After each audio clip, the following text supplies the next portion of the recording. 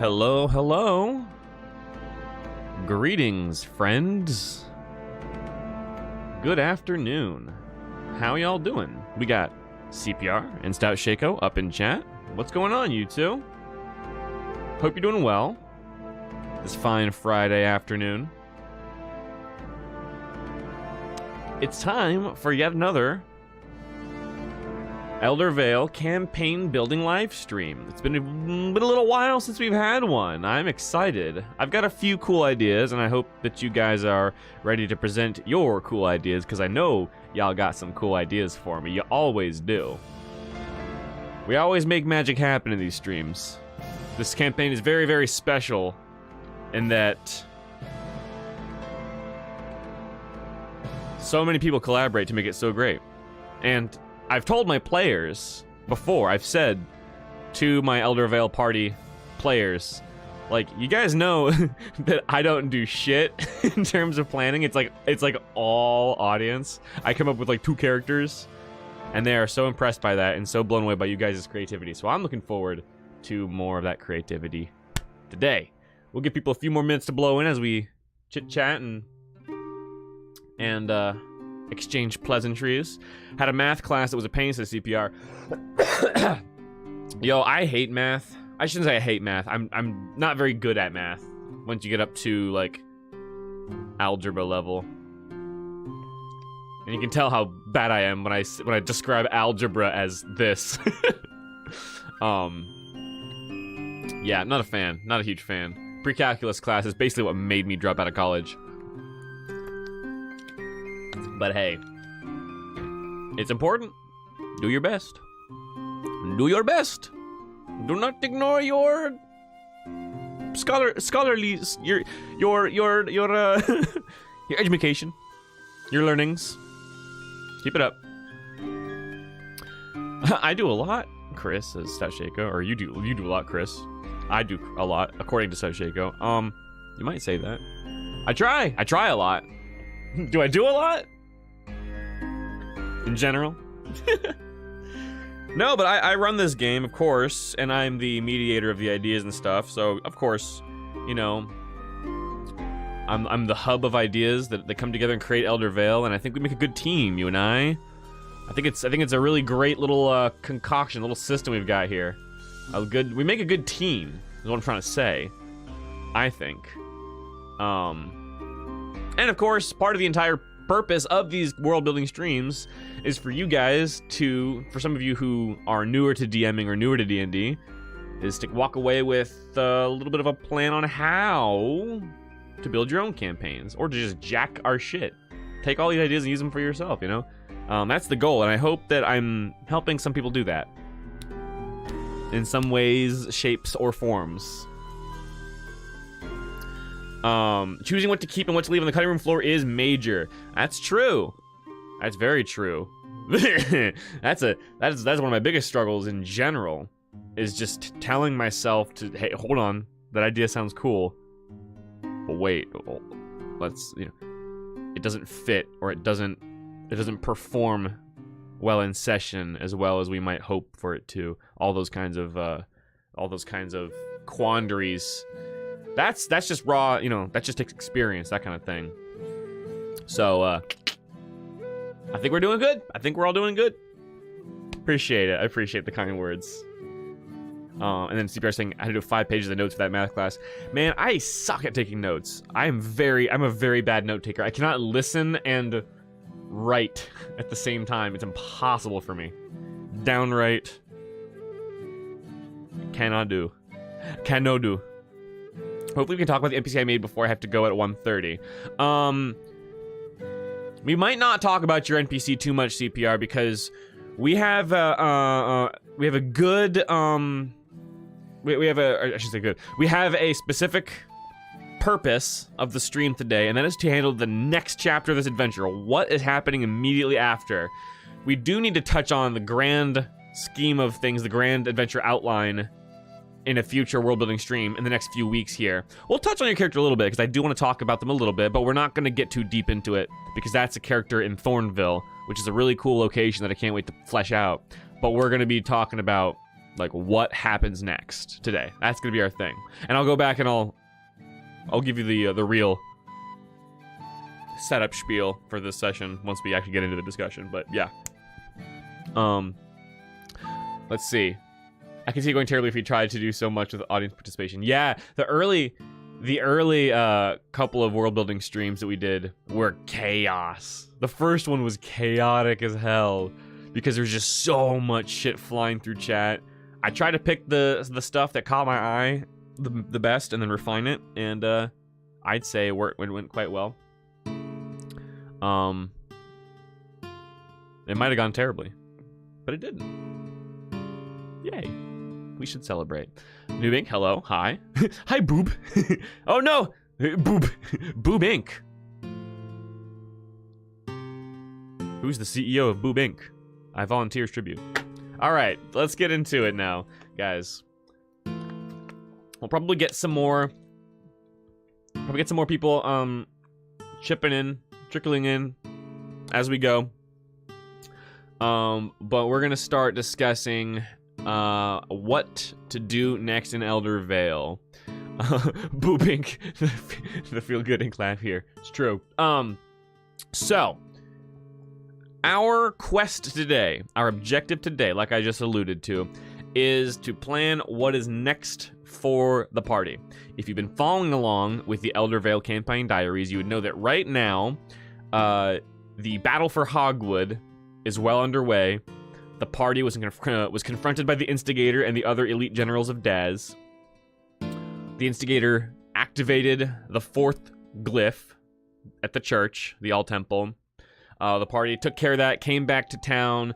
The Boar King swooped in, and now it's about time for the final standoff between the party and the Instigator.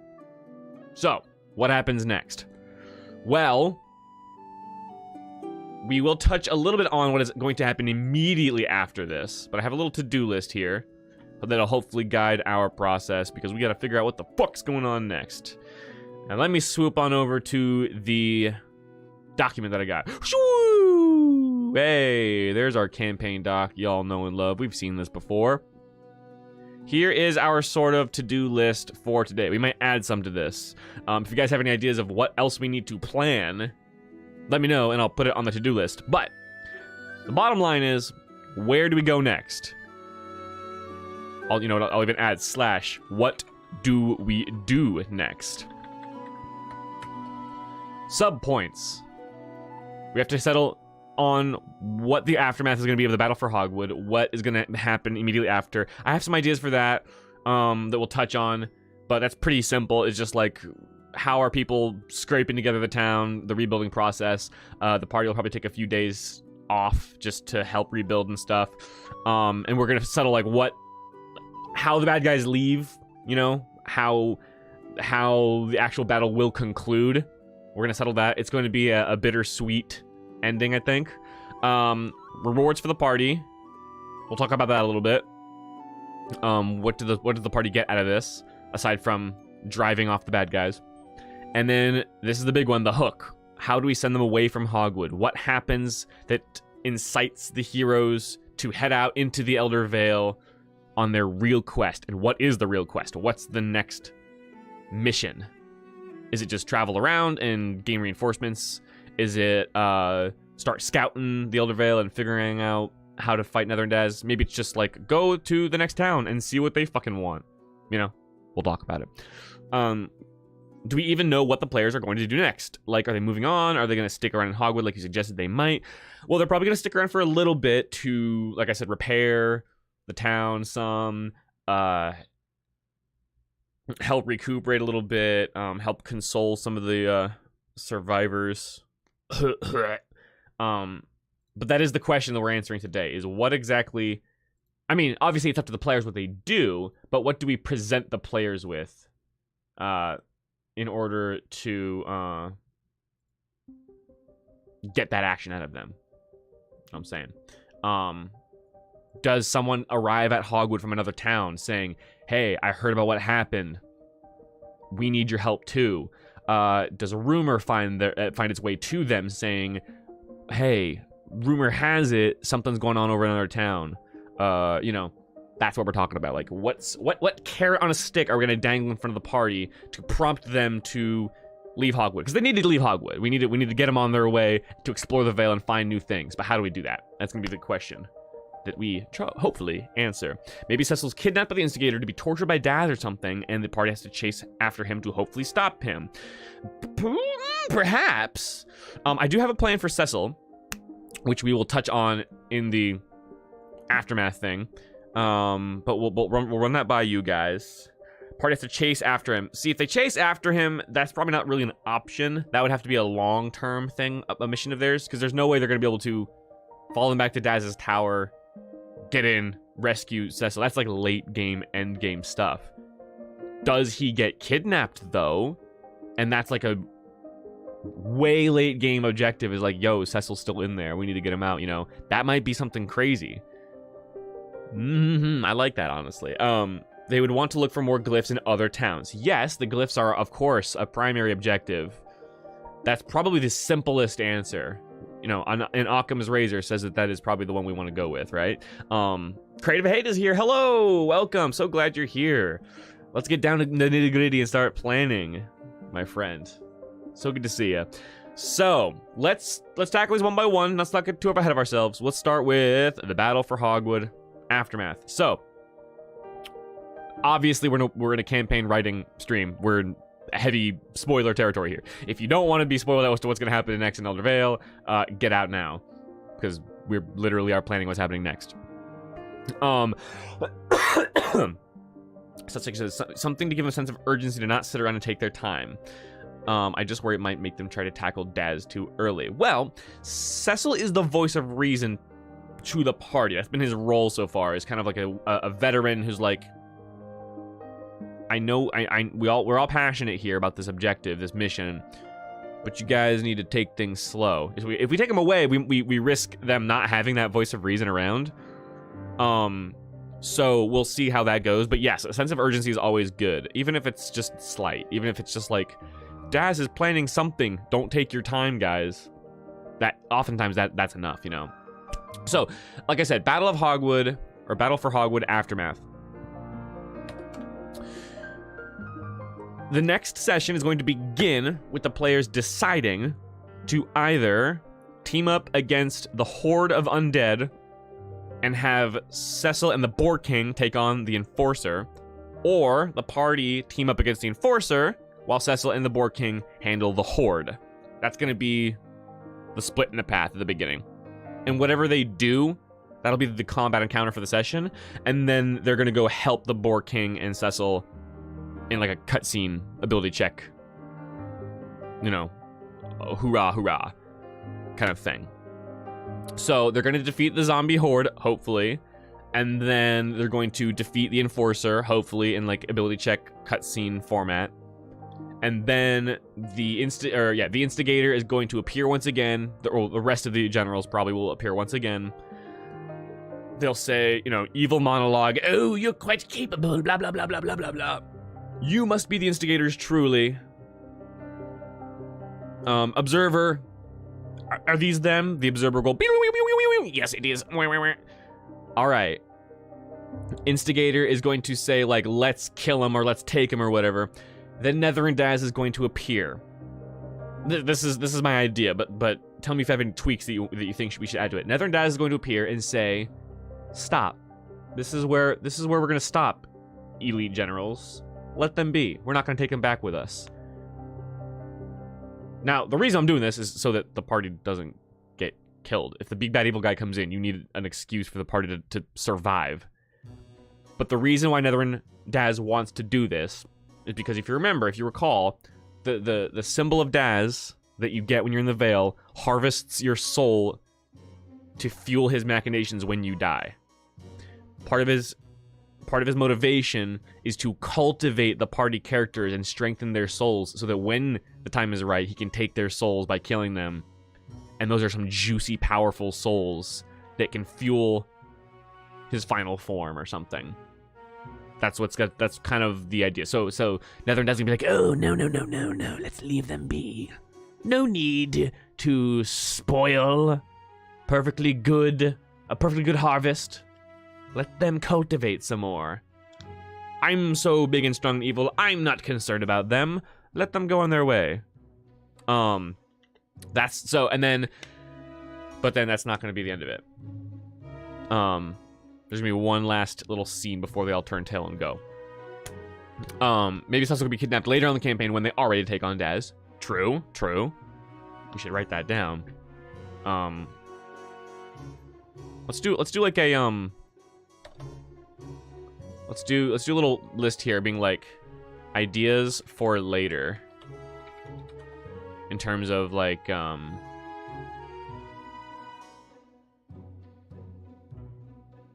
these are ideas we definitely want to do at some point.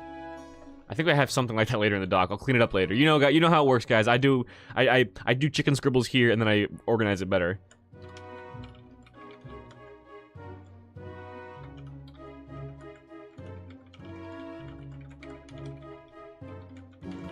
All right. Yeah, Tiger Ball, you are a little bit late, but you didn't miss much. Honestly, not much.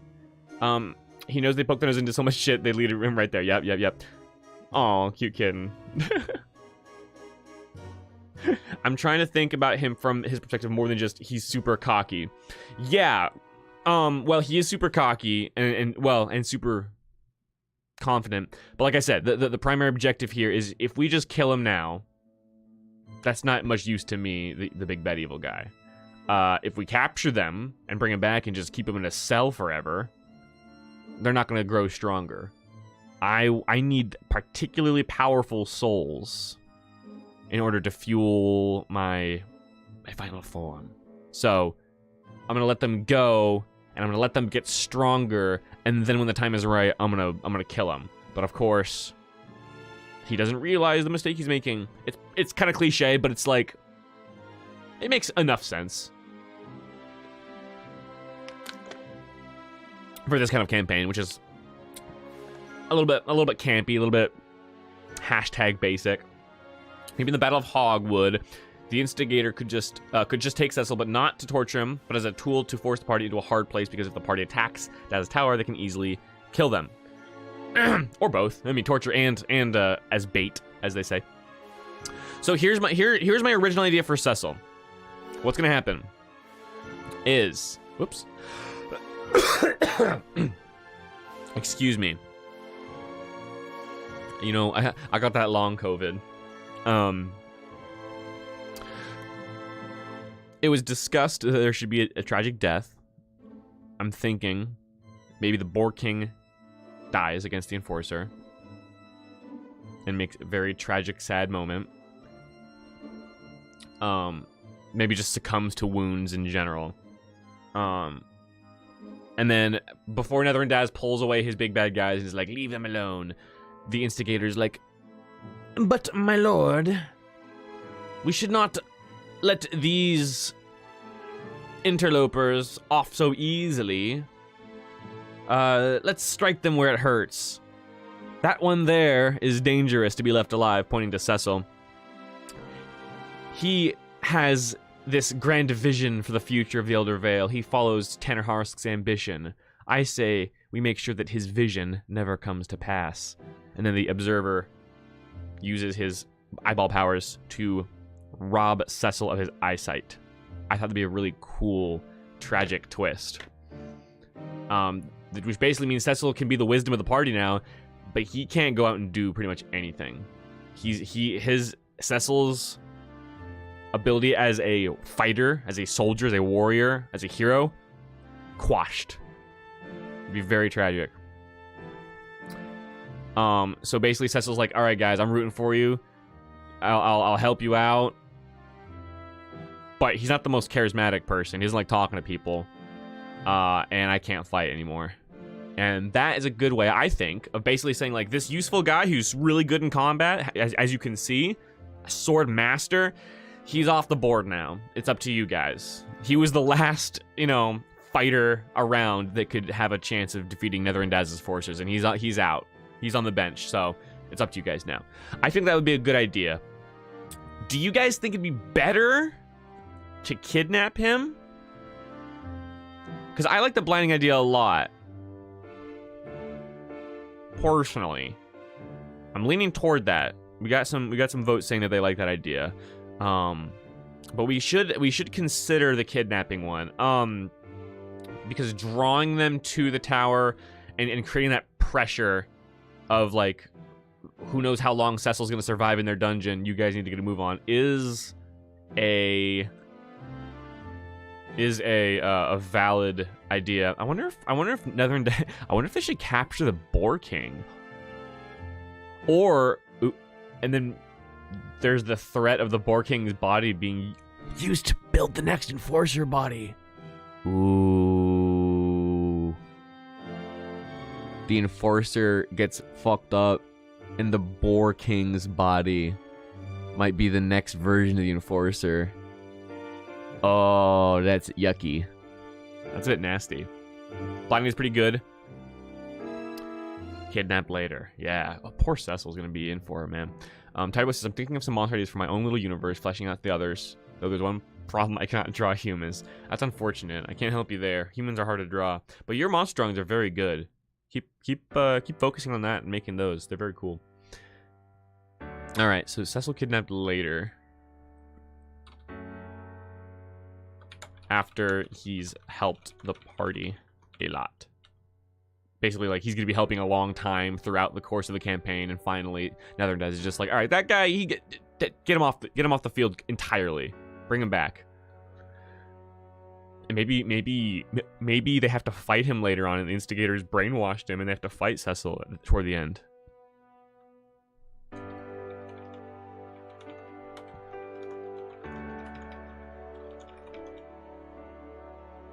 I really would like Cecil to survive the campaign in general, though, because I have a really beautiful scene in mind for the very end of Elder Vale once they defeat the big bad evil guy and the veil is lifted and everyone's allowed to leave the veil, and like a very, like, because he's old, but now a very frail, weakened, blind old Cecil is like the first one to leave the veil, the first one to set foot outside in honor of Tanner Harsk, who is the first to leave.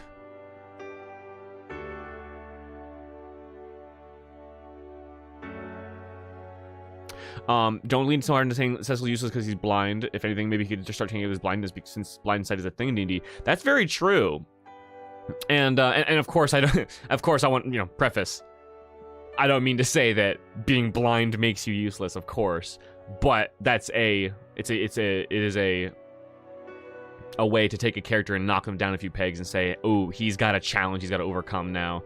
He's on the back burner for a while at least. But having him train and be like a blind sword master that's badass. That's nutty. My wife plays a blind monk in my Japanese campaign, so I'm surprised I didn't come up with that idea. Yeah. Shoot. How about blind? I can't fight like this. Darn. Fast forward a little while. Oh shit, he's been training. He's totally a blind fighter now. Like, he's epic, and that's when Netherlandaz is like, okay, that guy's way too badass. We need to take him out. That's when they kidnap him. Is when he's like a fucking blind master. That's when Netherlandaz is just like, get him out of here. We tried to make him useless and it didn't fucking work. Yeah, that's true. Yep, can't use him to get out of jams. Can't rely on him for a while. Yeah, dude, I love that idea of like a hero, a character being debuffed, debilitated, physically or mentally impaired, and being like, there's no way they can help us anymore, but them somehow still being a badass, and then the main villain just being like, what the fuck is this guy made of? Oh yes, oh yes, very good.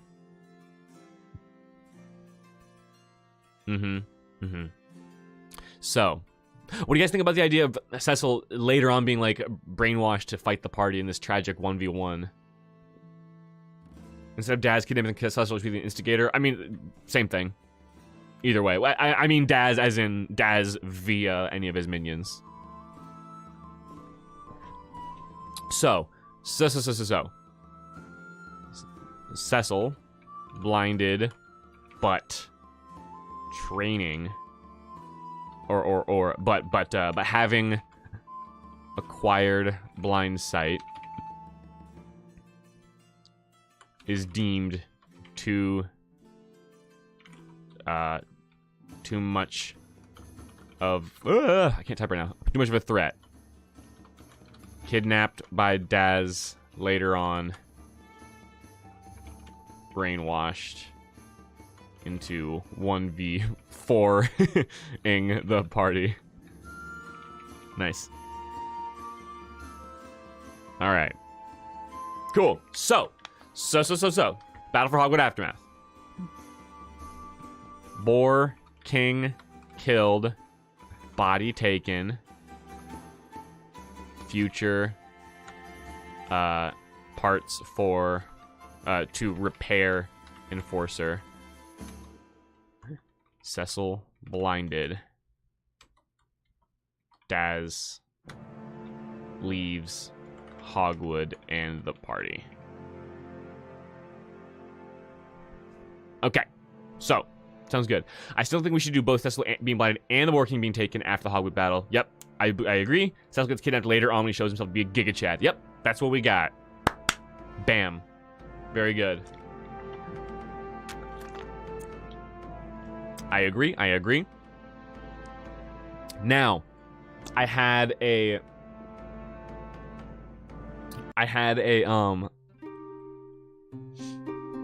very sad scene planned out, guys. Let me make this a little more atmospheric. So here's what's gonna happen in the next session. I'll give you guys a little sort of, reveal sort of thing. So on the topic of the aftermath of the battle, the city's on fire. Daz leaves. The elite generals leave with the Boar King's body and having blinded Cecil. And Cecil's gonna get up. Oh, it's gonna be so tragic. Cecil's gonna get up and be like, "All right, guys, where'd they go? It seems that they've cast some kind of darkness spell. I can't see shit. Guys, let's get out of this spell. Can any of you dispel this darkness that they've cast?" And it's like, oh no. And the party has to break it to him what has happened. So that's gonna happen. Then we're gonna sort of like time skip, sort of like, all right, you guys go out, fix up the town, put out the fires, repair things, gather up the dead. A good amount of people died. Good amount of people are injured. It's gonna be very like somber and tragic. Like, yeah, we fought them off. Good job, guys. There'll be a hype moment where the whole town sort of rallies together to fight off the bad guys. But it was a Pyrrhic victory. It was, we did good, but we lost a lot. And it's gonna be very tragic in the end. And then the party at like midnight or whatever, after they finally gotten done putting out these fires and helping everyone out, they drag themselves back off to Boar's End Inn to finally rest. And who do they see? Sort of like, it's gonna rain. It's gonna start raining, obviously, because it has to start raining during sad scenes. In the rain, who do they see with their head sort of hung down in just defeat and despair? But Moira McAllen, who has spent the last several months hoping that this day was going to be the best day ever, and it all went to hell, and she is just like mortified. And not to overplay the like characters attain some sort of disability from the big bad battle, but I'm wondering if Moira should be like traumatized to the point of like kind of, I don't know about like not being able to speak anymore, but like she withdraws like really heavily and needs a lot of time to recover emotionally from this. Might do something like that.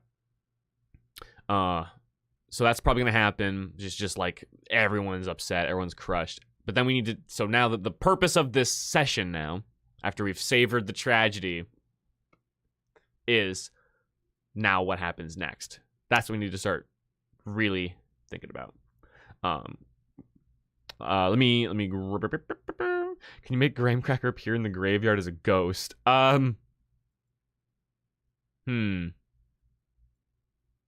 maybe, but it depends on the purpose of that. Like why, aside from just kind of a joke, because I don't see a particular use of doing that. Imagine Cecil wearing a rag or bandana over his eyes. Yeah, probably. It'd be very cool.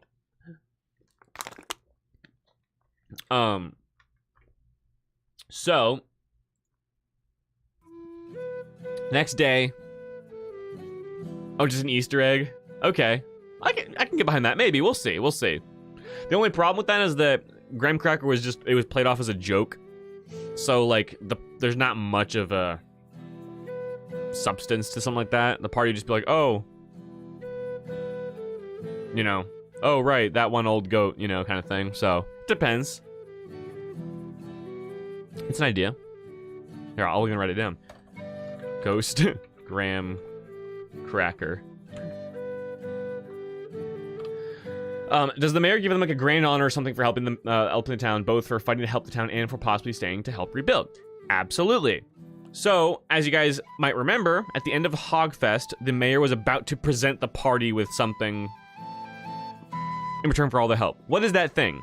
It could just be like, what is an item that can be presented to the party that's just purely ceremonial as a recognition, you know? Like pins or badges, something they can just have in their inventory to say like, ah, I remember that time that the mayor presented us with these, you know? Medals? Yeah, medals is a good one. I thought about that too. The only problem with medals, which is a very small problem, is that, oh wait, did they get medals for... they might have gotten medals for some of their games that they played in the pig pageant, and like, I kind of don't want them to end up with a big fucking stack of medals. I'll refresh my memory if they have medals from those, or if they got trophies, because yeah, a medal would be good. So either medals or like those like military sort of badges. It's like a ribbon and a little crest thing. So it's like a badge that you kind of hang on, you know, like almost like a military style thing.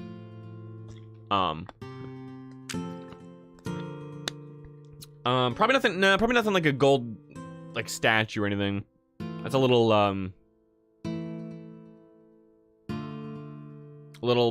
that's more like treasure than a something of a memoir or in memoriam kind of thing.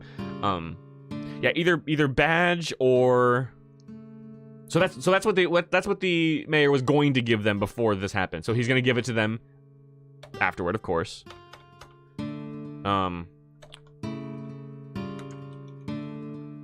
Medals or badges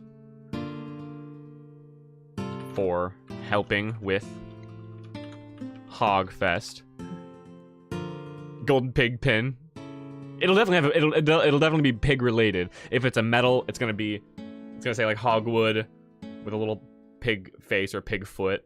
If it's a badge, it'll be hanging right there, but it'll be like a pig hoof or a pig face or something for sure. Absolutely. Or a pin. Medals, pins, or badges. I'll just decide what seems most accurate based on those and what won't stack up too much, because I don't want them to have like a bajillion medals. It's kind of redundant. I know why the party could leave. Oh. Lay it on me. There's so many options for what we do here, so we're probably gonna we might have to poll, because I've got some ideas. You've got an idea. Sounds like y'all might have different ideas. But let's hear it, or we might be able to stack a few. You know. I have more rewards as well for the party.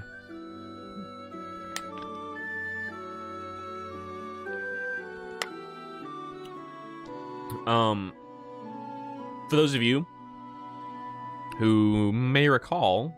Oh, never mind. Idea popped up. Alright, cool. We'll get back to that. Maybe someone tells them about Veilstone as the city that is leading the fight against Daz and suggests that they might be able to help out with that effort. Yes. Good call.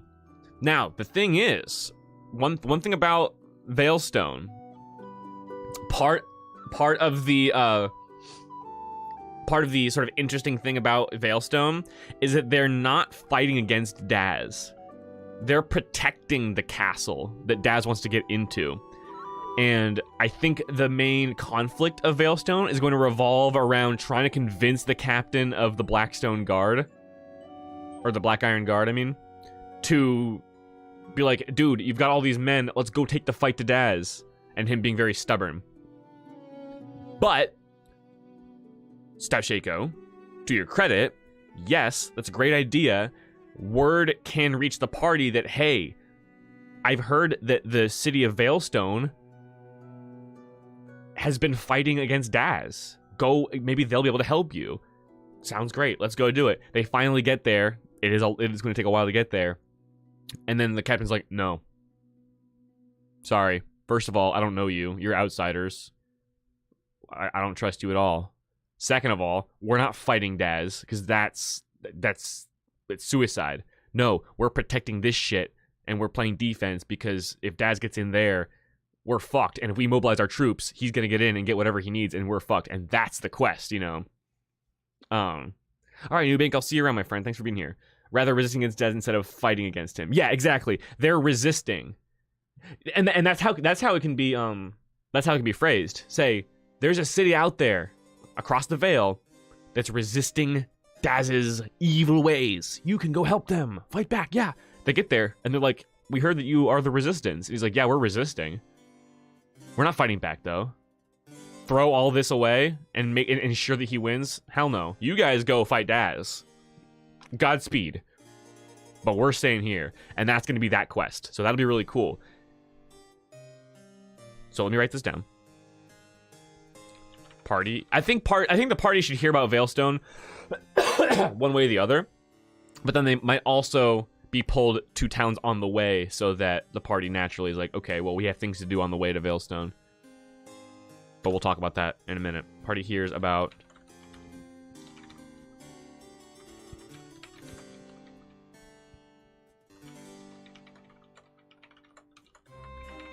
No, he's not a bitch. Alright. So, great idea. We'll talk about that and the other hooks in a minute. So as to not get ahead of ourselves, I'm going to keep going here real quick. Rewards for the party. They get their little badges, medals, you know, commemorations, whatever. Leah had previously inquired about permanent housing in the town of Hogwood. I think the mayor should absolutely give them a house in Hogwood to call their own. So, and we need to call it something like Breeze Home, or Bright Home, or Pork Hearth, something. So, house in Hogwood, and it's like, oh, you guys are gonna be traveling across the Vale.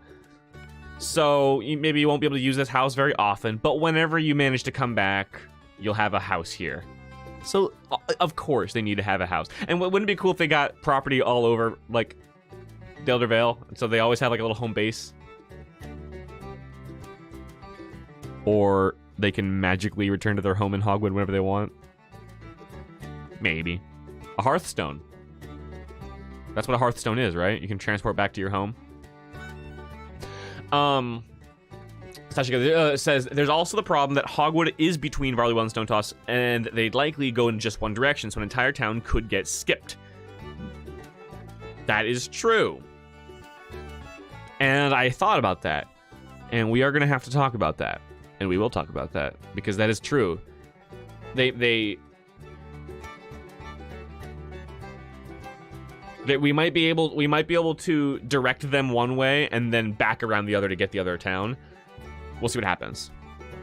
But I think that they should also get some... Sorry, I keep banging the mic today. I think they should also get some kind of substantial power reward. They need weapons or potions or something.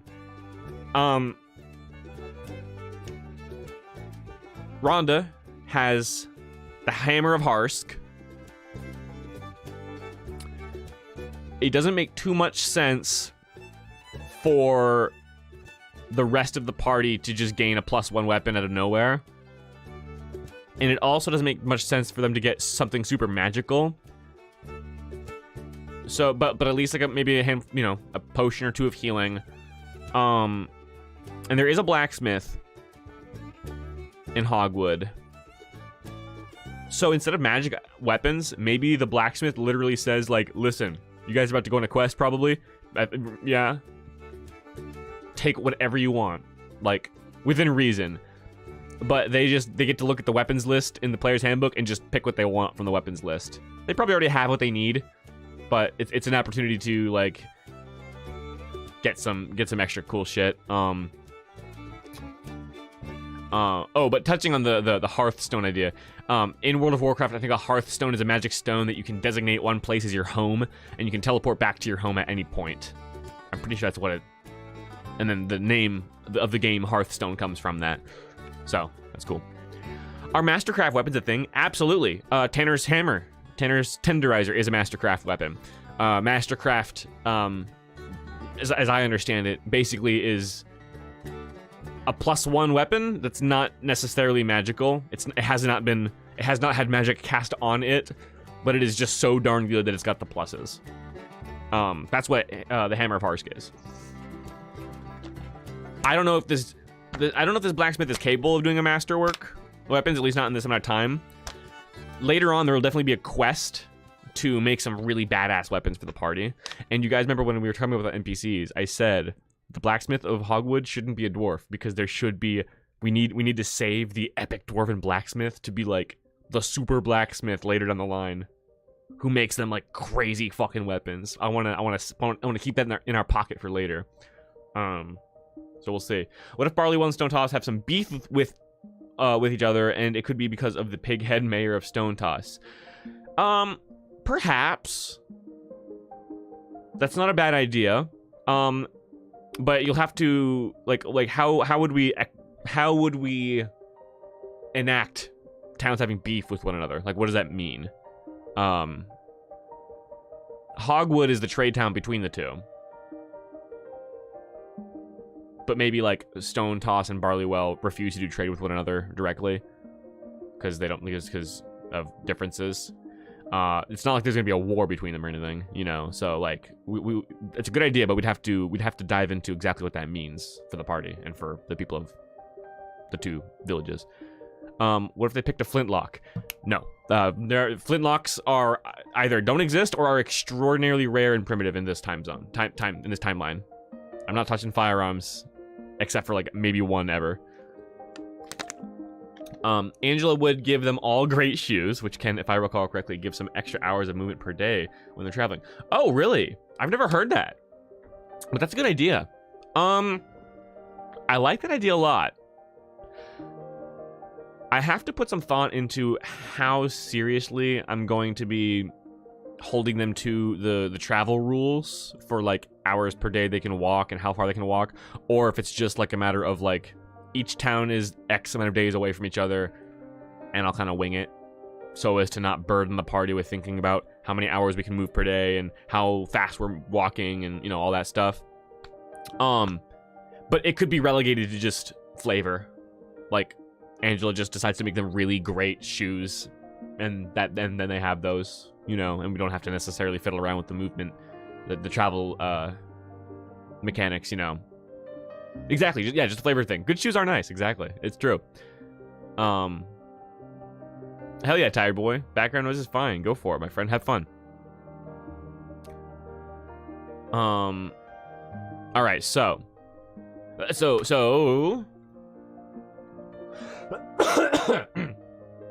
excuse me.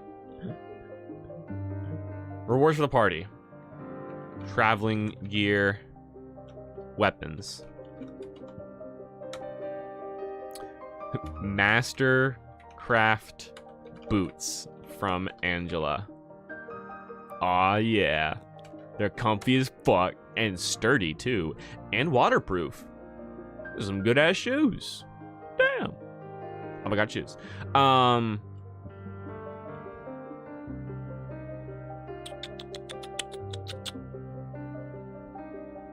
Choice of weapons from Darnell. I believe Darnell is the blacksmith. I think that's his name. if I'm not mistaken. By the way, side note, since I'm glancing through the NPC document, you notice all these different colored things poked in here? Special thanks to Stout Shaco for helping me out a lot by transferring some NPCs from the submission form to the document, which is something that I was never finding time to do, and Stout Shaco offered to do it for me. Very helpful and very kind of you. Thank you. This is my version of the document. I copied over from yours to mine. Now I put them here in, you know, I moved them around a little bit, but yeah, big thanks. Yes, here he is. Darnell, blacksmith. Great, cool. She even makes Dragonborn friendly shoes. And yeah, that's a great idea. You know what? Did she say something like that to Morgaine? I don't know if she did or not. I could have sworn that when they spoke to each other in Hogfest, Angela said something along the lines of, like, she like looked at, I think she just looked at Morgaine, the Dragonborn, and was kind of did like a face of like, oh boy, I don't have anything for that. But then, yeah, she might be like, you know, I could use a challenge. I'm going to make you shoes and you're going to wear them. Ha ha ha. And then she makes some cool ass Dragonborn boots. Wow. Hell yeah. Yeah, I did find out to do it, Sachego. Yeah, and big thanks. So, choice of weapons. Anything else, guys? Tarek, the apothecary, can give them some potions. Any cool potion ideas that are not too crazy? Exciting ones that can be used for combat, but nothing too wild. Maybe like like one that gives you like plus 1d4 to melee attacks for a minute. You know, just pretty low key, exciting but kind of low key. Vial of acid, that might be one. That's not too crazy. Excuse me. Ooh, 5cast is popping in. Have to go immediately afterwards, but I have an idea to share. An adversary that's maybe a teen or kid that will take important stuff from the party and cause problems. A rat, eh? A little stealing rat, eh? Might be a cool idea. If they ever catch them, they just surrender, but I think it would cause a couple of problems. It'd be fun. Absolutely. Okay, so potion. I have that melee potion idea, which I think is cool. Like plus 1d4 melee damage for 1 minute. Vial of acid or poison. Stealth potion. That's a little too crazy. I don't know how that would help. That would definitely come in handy. So a potion of invisibility is a little too wild for this level. Later on, they might get access to stuff like that. Right now, we're keeping it pretty tame. But a stealth potion doesn't have to be invisibility. It could be like it increases your hand-eye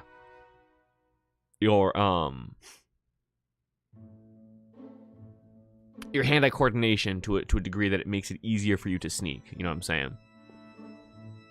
It could be just as simple as like +2 or +3 to all dexterity-based ability checks, or advantage to all dex-based ability checks for a minute. And that will help with stealth, it'll help with sleight of hand, it would help with acrobatics. Oh ho ho ho. Potion of alacrity.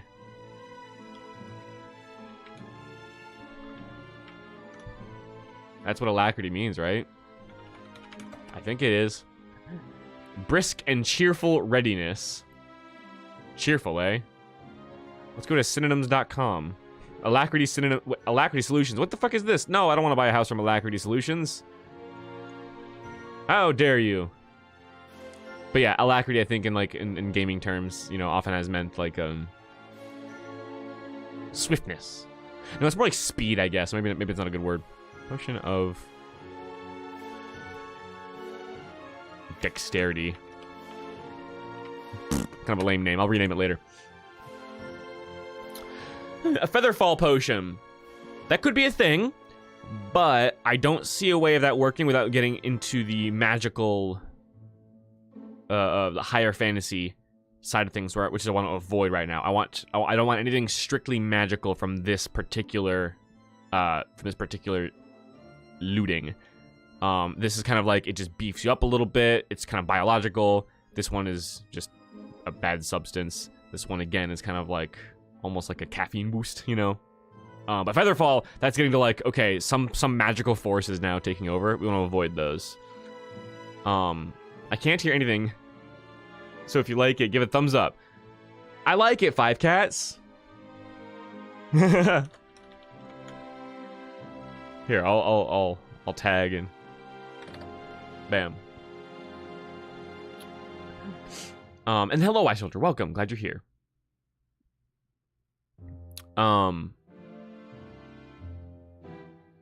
Oh, and leather. Oh, sorry. Cecil can get a new set of leather armor.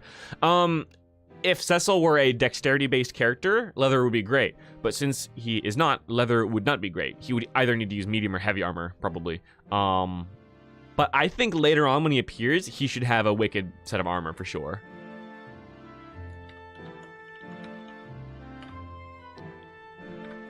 And swords. Better swords. Or his swords have been improved. A healing AoE potion. One like the one the party could use for the whole group. Ooh. That's a bit tricky. Because how do you justify a potion applying to a group of people? Again, we want to avoid things that are too magical. But what if you like shattered it and it makes a cloud, a healing cloud? Maybe. Maybe. I'll put that as a maybe. It depends if it depends on if I can spin that right. Just so you know, it's a stat shaker. There's a thunderstorm brewing, and I keep on getting poopus. No. All right. Well, hopefully the thunderstorm doesn't poopus you too bad. A splash potion. Yeah. Maybe. An NPC that acts as a protector of the weak, but if you pay him, he will help you out random times. That sounds kind of fun. There's an NPC creation form in the description. So if you want to make sure that I remember your NPC and also put in all their information, there's an NPC creation form. Click in the description, fill it out, and send it, and then we might see your NPC later on in the campaign. That sounds like a pretty cool idea, actually. Let's get one more option here. It might be like a pick 3 of 5 kind of deal, or pick 2 kind of thing, where it's like here's the ones you can pick from. Pick the ones you like. About temporary? No, temporary HP is. You might as well just use healing.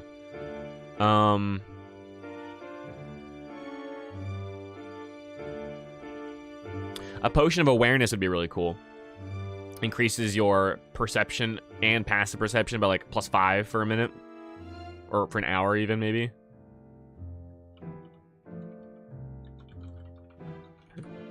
And that's not too high fantasy. Shield potion, like extra health. Yeah, well, I just entertained the idea of temporary HP, which is what you're basically saying, temporary hit points. It's almost like a buffer of hit points over your normal ones. It's a pretty good idea, except that you might as well just make it a health potion at that point. But if you wanted a defensive potion, a potion that increases your armor class would work pretty well, like a +2 AC, and it could be flavored as like it makes you more nimble and able to dodge things, you know. So in that regard, you could totally do it. AC boost potion. Potion of bravery. It's just alcohol. It basically grants the heroism spell without the temp hit points. Not a bad idea. And the thing is that Hoff already has advantage versus fear, because he's a halfling. What if any of the other ones drink it, they get advantage versus fear for a minute or an hour or whatever. But if Hoff drinks it, he gets immunity to fear for that duration. Oh.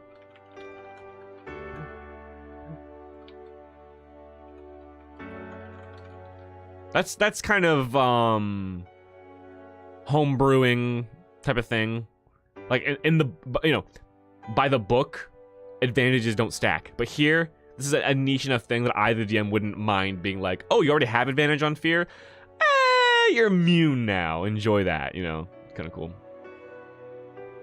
A spell to enhance senses like smell, eyesight, and strength for an extended period of time, but it would be pretty rare. Well, right now what we're sorry, you kind of came in the middle of our discussion, Wise Soldier. Right now what we're discussing is, in this campaign, the party is about to save the town. A lot of losses were suffered, but they did fight back the evil forces. What are they getting? What specifically are they getting as rewards for doing that? And we're trying to avoid things that are too magical, because this town does not have the means to produce like spell scrolls or magically enchanted items. So we're doing very kind of like low magic items, like some simple potions here. But if you have an idea for other items, lay them on me and we might be able to throw it in the pot. A potion that can grow facial hair, good for disguises. that one's good. Maybe Tarek will just throw that one in for free. Like, here's an extra one.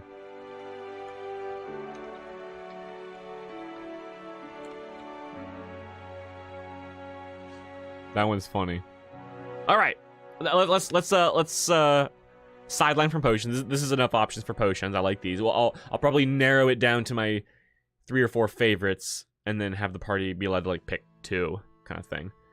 So we'll move on from that. Are there any other ideas for items that again aren't magical, or at least are very, very, very low magic that they might get a hold of? Oh, they should have a map of the Vale. By the way, sideline, I need to finish the map of the Elder Vale. It's going to go through some changes. I'm going to move Stone Toss maybe farther down this way. So it's more like in this neck of the woods. I might move the lake kind of like more here-ish. I'm not going to do that on stream, though, because that'll take a while. And you guys can just stay tuned and look at the updated map later. But we're going to do that.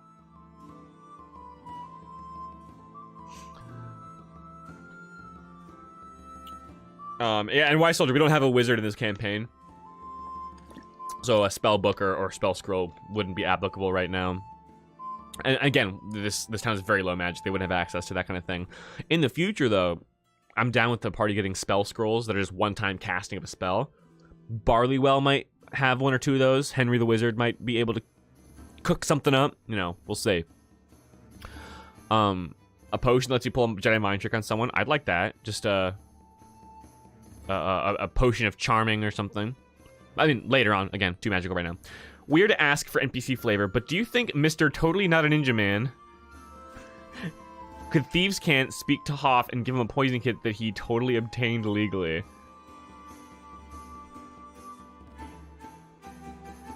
By totally not a ninja man, do you mean totally that girl's biological father?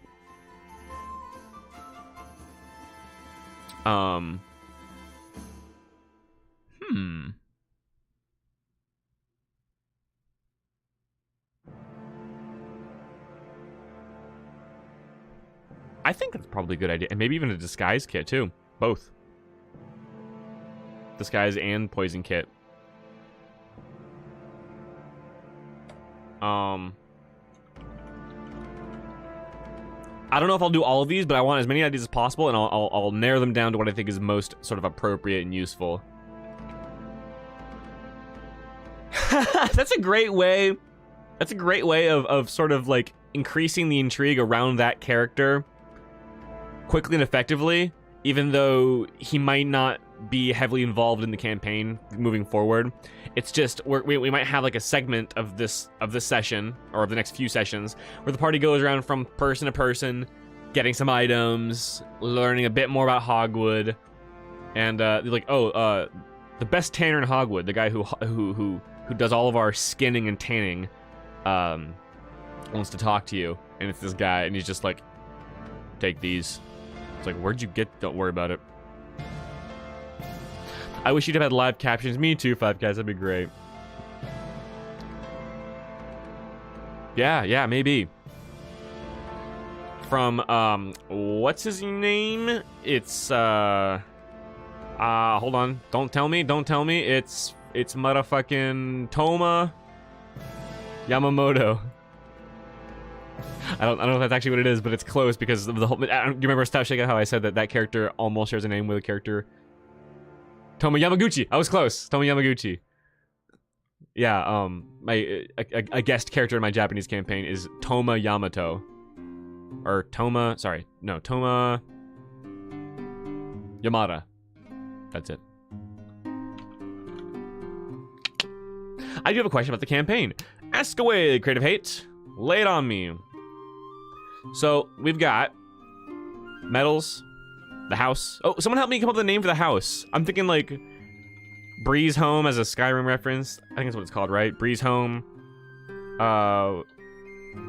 Wait, I had an idea for a name, didn't I? Let me check my campaign session notes.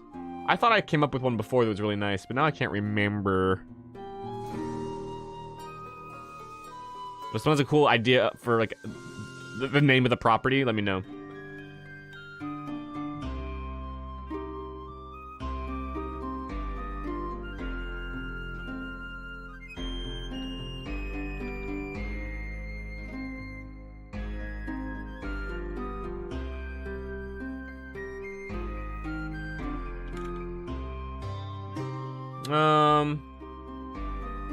Nah, I don't have any. I don't have anything here. I don't think, unless I Control F here. Home. Humble Home. That's it. Humble Home. That was a potential name for the town of Hogwood. And I said, okay, this is the name of Hogwood that was rejected, but what if we use that name for the name of the house? But what do you guys got going on over here?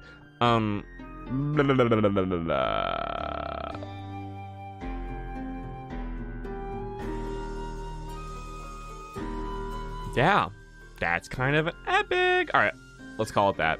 Fuck it. That's, unless someone's got like a vastly superior option.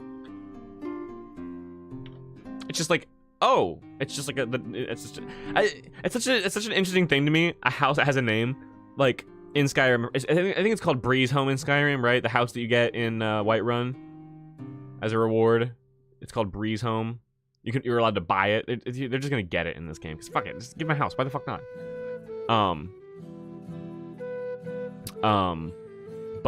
Yeah, Humble Home. So we get the home. They get great boots from Angela.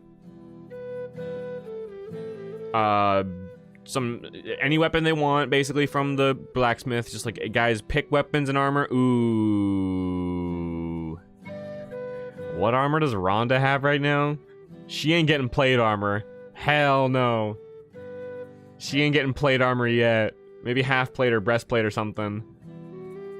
Because plate armor is expensive. Too early for that.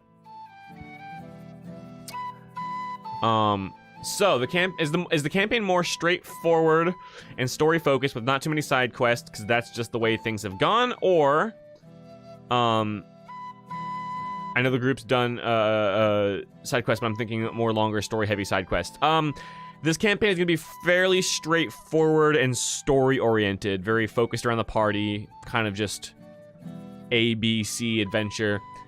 And there will be side quests, but they will serve a greater purpose. It's not going to be side quests in the sense that they're totally unrelated to the main plot. So, like, if you consider their trip into the Snorting Thicket to fight the Boar King and prove themselves, you know, if you consider that a side quest, that kind of thing is going to happen more, where it's like, okay, you guys got to go do this thing that's not directly related to Nether and Daz. So in that sense, it's a side quest, but it is helping you toward your grand objective, which at the time was proving yourself to Cecil in the town of Hogwood and saving the pigs, you know. So, short answer, side quests, yes, but they will not be, they'll never be totally unrelated to the party's overall quest. Story-heavy side quest, yeah. What about chainmail? Well, let me check what she has. I'm pretty sure she has breastplate. Her AC is 17.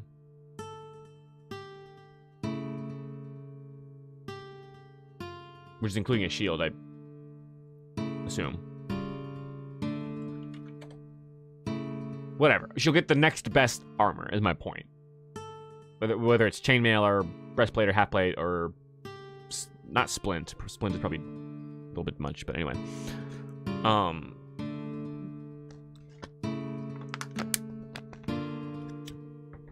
Anyway. Good boots. Choice of weapons or armor from Darnell. One weapon or one armor from Darnell each. All these potions, I'll narrow them down and let him pick a few. A poison or disguise kit from Toma. And she's the paladin. Yes, Rhonda is the paladin. My wife's character. Big ol' beefy Rhonda. Ready to take some hits and dish him out. Add some gauntlets or leg armor to that chest plate. Well, body part specific armor is not really a thing in D&D unless you're talking about like magic items. But if you say this person has a breastplate and now we're adding leg armor and shoulder plates and gauntlets to it, you could basically you could convert a breastplate to half plate, so to speak. So in that sense, it could be upgrading her armor from breastplate to half plate or something like that, you know? So yeah, that's a good way of flavoring it. Let me go look at exactly what's going on in that regard. I'm looking through the player's handbook in a side window here. So she has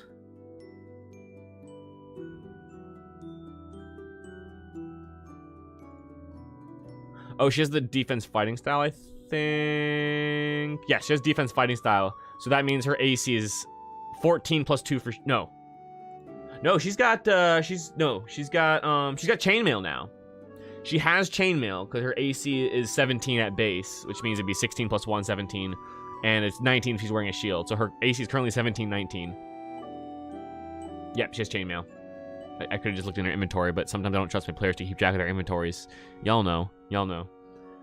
So she can upgrade from chainmail to splint mail. Maybe, actually. That's the next one up. Hell yeah.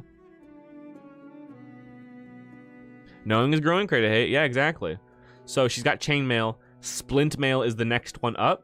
So we can flavor splint mail as you're adding some splints. You're adding some plates to your chainmail. It ain't plate mail yet, but you've got some extra stuff.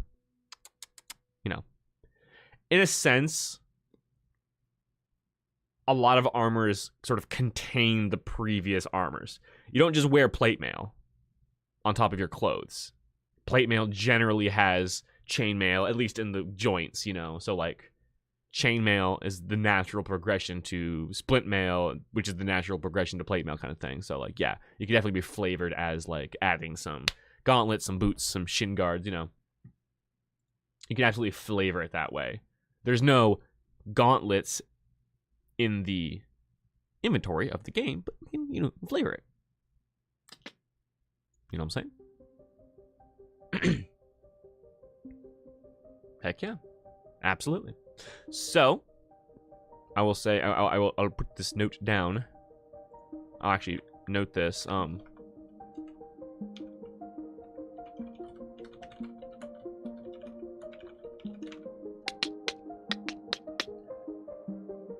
Oh, of course they're gonna level up. Forgot about that. Haha! They're now gonna be level 4. Ooh, level 4. Ooh, level 4. Ooh, level 4. Those of you who have actually played D&D know why level 4 is exciting. They get to increase their stats or pick a feat. And feats are neat. Exactly, yeah. Leather armor can get up to studded leather.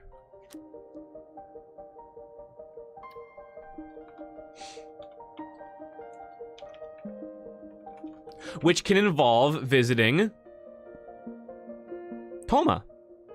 Methinks, right? Go get some. Hey, yeah, I'll make you some studded leather armor. Go get some. Can you go get some quality leather from my buddy Toma over there? Does Toma craft leather armor, or does he just is he just in charge of the skinning? He's just kind of a skinner. But he probably like tans it and hardens it too, right? and then supplies it to the blacksmith, perhaps. Yeah, I mean, we can. I think there. Hold on, where's? Let me see if we have an actual tanner. We've got Wilfrey, Hogwood's head tanner. We can make Toma have that job too. He probably maybe Wilfrey's the head tanner, but like Toma, he helps. No, doesn't have to be too. Doesn't have to be too specific. Yeah, level 3. For me, I always start campaigns at level 2 because that's when you get like more exciting stuff. Half casters get their first spells at level 2. Level 3 is when you get a subclass or an archetype. So that's when D&D really starts, is level 3. But level 4 is very exciting because you can upgrade your stats or get a feat. So really level 2, 3, and 4 are all exciting in their own ways. And level 5 you get extra attack. Woo!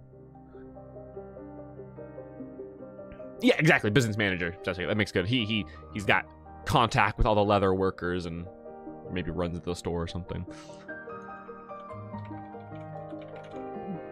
And studded leather also has studs, so they'll need Darnell's help with that too. But I like to think that studded leather also has harder leather, right? All right. So potions, boom, boom. All right, that's enough for now. I think. If I think of anything else, I will add it myself. So on to the next topic. The hook. How are we going to send them away? How are we going to get them to leave Hogwood and go on their quest?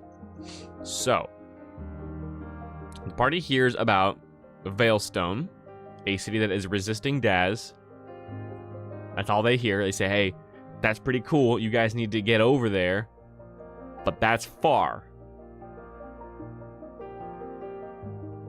That is a distance away. And so that can be in the back of their minds, like, okay, we need to head in that direction. But what else can we do to give these players a quest that's more specific? We could have an NPC arrive in the town, or it could be someone in the town already who knows. You know, and is there something specific that we should... Oh, let's talk about the map and the flow of the map, because I do have an idea of that as well. I'll touch on that. Tired boy. Try not to tilt too much. Yeah, Stout Shaco, talking about starting at level 1. Yeah. It definitely has its merits. I've just started, and I definitely do start at level 1. For more experienced players who like that process, but sometimes for newer players, if it's just like a one-shot, which this campaign started as, I kind of wanted to jump right into the excitement. So it depends on whether you want that nourishment of your character or you want to jump in. Depends. Bye, Five Cats. Bye, for real. Stashika says, boring but reliable suggestion. Bandits attack and lay siege to one of the cities, specifically Barleywell. Well, we definitely do need to involve bandits at some point. A bandit attack on a city. So I assume then the logical next step of that would be that someone comes to Hogwood and is like, help, our town has been attacked by bandits, or is maybe about to be attacked by bandits. We need assistance. And then the party is like, we can help you with that. You know, that might be a thing, yes. But I'm thinking what might work better is something more related to the main quest. So they hear about, like, let's remember the glyphs. Let's remember the fact that there are glyphs in other towns. So someone, probably Cecil, needs to tell the party.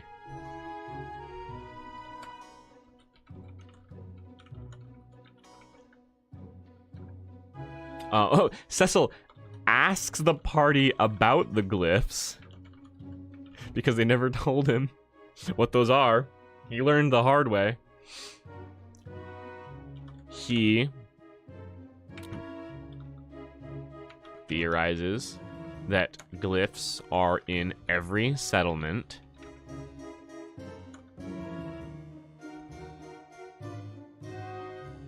states the importance of removing them.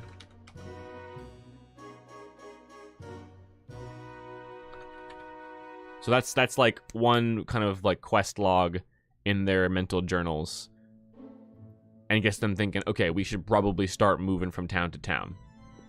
So that's already one thing, kind of, boom. I think the players should hear that there's a pollution that might bring Cecil's, a potion that might bring Cecil's eyesight back.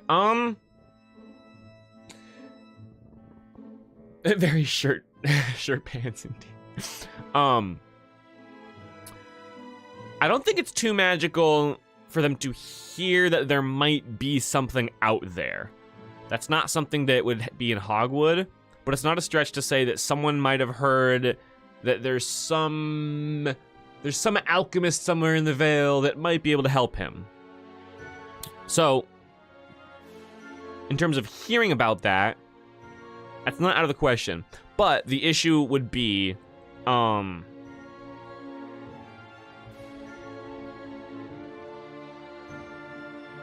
saying, rumor has it that there is a potion that can bring his eyesight back is too specific for them to just hear about. Rather, it would probably be more vague, like, oh, there's an alchemist out there who is said to be able to create all kinds of potions. Maybe it's far-fetched, it's a long shot, but maybe they can help bring his eyesight back. Or maybe there's a healer, a shaman in the woods, you know. I don't think that they're going to hear about that now. I think that's something that they should get later on. Right now, it should just be like, Cecil's blind. That's bad. Also, side note about the blindness thing. Rhonda will have access to Lesser Restoration, which can cure the blindness condition. I've already accounted for this. It's not going to work because I'm choosing to classify the blindness as a curse. And Lesser Restoration does not cure curses. You need Remove Curse from that, which I think is a 5th level spell, if I'm not mistaken. So, always think ahead and be careful not to give not to introduce problems that your party can too easily solve if you don't want them to. Look, Remove Curses. Oh, it's only 3rd level. Hold on. Wait, no. No. Wait. Hold on. So she can do that, but what level does she get 3rd level spells? She won't get that until 9th level. Remove Curse doesn't happen for Paladins until 9th level, at which point the campaign will be basically over. It ain't gonna go to level 20. So, that's fine. We're good there. Oh, CPR, I'll see you around, my friend. Thanks so much for being here. Good ideas. And I'll get back to you about your NPC, probably next stream. Yeah, so she's going to probably try to use Lesser Restoration to cure his blindness. I'm going to say, hey, it doesn't work. Arcana check, maybe. Why doesn't it work? Oh, this is not a biological condition that you can heal with your prayer. This is something actively suppressing his eyesight.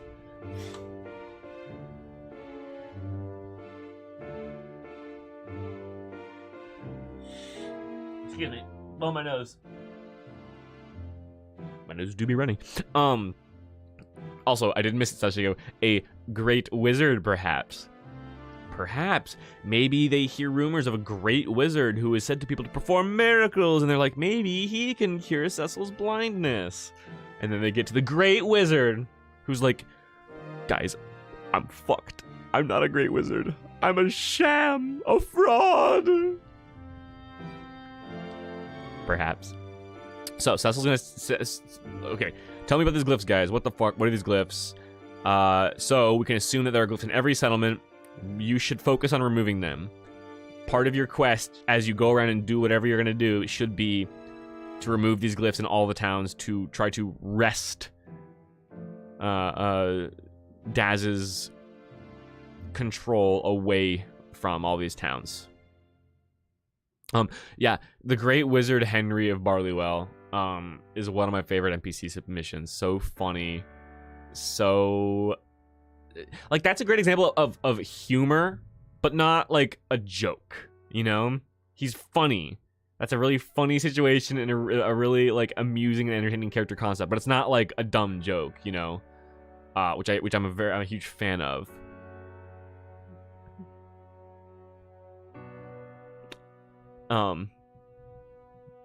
I go bye-bye. A gift in the fields that might be the reason why the starfruit don't grow anymore. Ooh, maybe? Or maybe just a straight-up curse on the fields because Daz is an evil dick.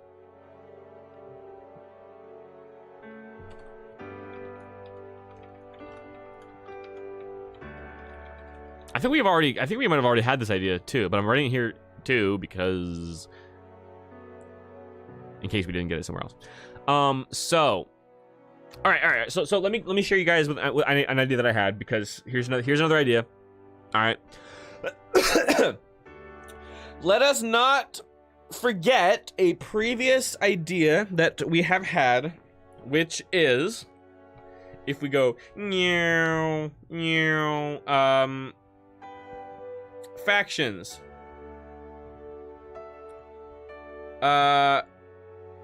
There's the do-gooders faction. Or there needs to be a faction, or there should be a faction, an organized group of people who want to fight back against Nether and Daz.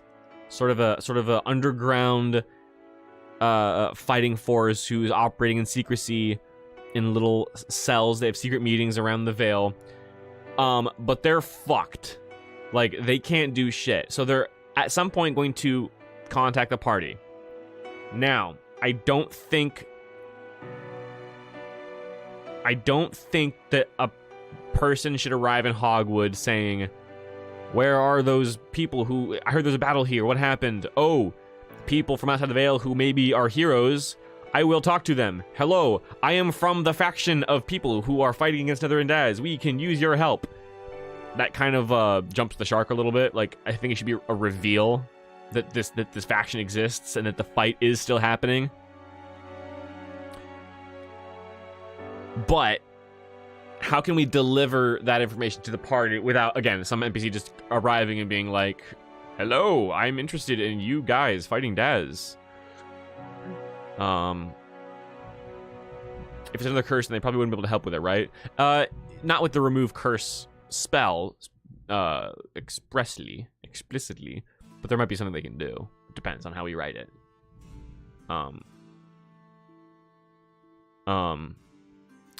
Yeah, Stout, I've got thunder going off over here too. Surprise! Welcome to Florida. I hope it calms down for you soon. Lightning is scary. I don't like big scary lightning. NPC could just be a random person in the town who might give them tests. That's not a bad idea. So in regards to what we're coming up with here, moving them out of Hogwood, might there be someone already in Hogwood who sends them on a quest, or maybe just gives them like a cryptic letter, a cryptic message that is like, "Deliver this to so and so," and it's written in like thieves' cant or something, and you know, that's like their letter of introduction to this fight, this faction, you know. And then once they get there, then they have the tests, kind of thing. That could be one way of doing it.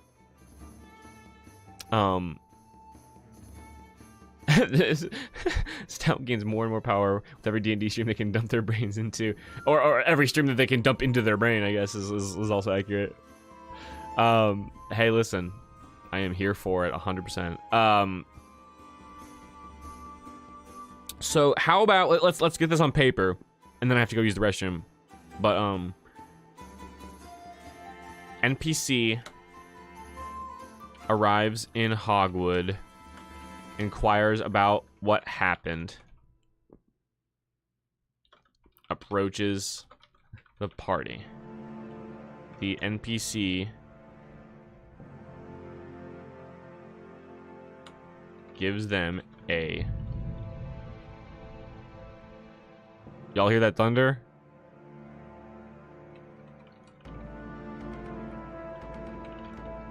That is to be delivered to Stone Toss. Maybe that's where this recruitment center for the fighting force is, and that's what allows them to go that way.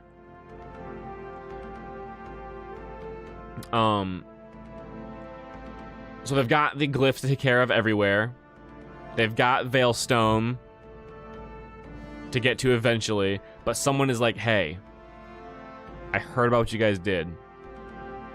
I can't tell you much, but take this. You need to bring that to Stone Toss and present it to this person. That's all I can tell you. You know, maybe. And then once they get there, then that person gives them the tests. And once they complete the trials, then that person is like, all right, your reward is this knowledge. There is a rebellion. There is a fighting force.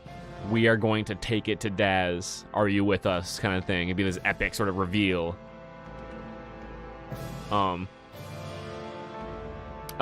Thunderstorms are okay, I love this. That's Shaco. I probably can't hear it over mine. Thunderstorms in Boston are so scary because these people don't know how to handle rain. Thunderstorms are also scary in Florida because Floridians don't know how to handle rain. Why? Because only half the people in Florida are actually from Florida. So, consider that. I'm with you on that one. Driving in the rain on highways is a perilous experience because half the people are only visiting or are very old or recently moved from somewhere else. Slept somewhere like New York or Boston. Yeah. You know they have those little reflectors that poke up and tell you where lanes are? Yeah, of course.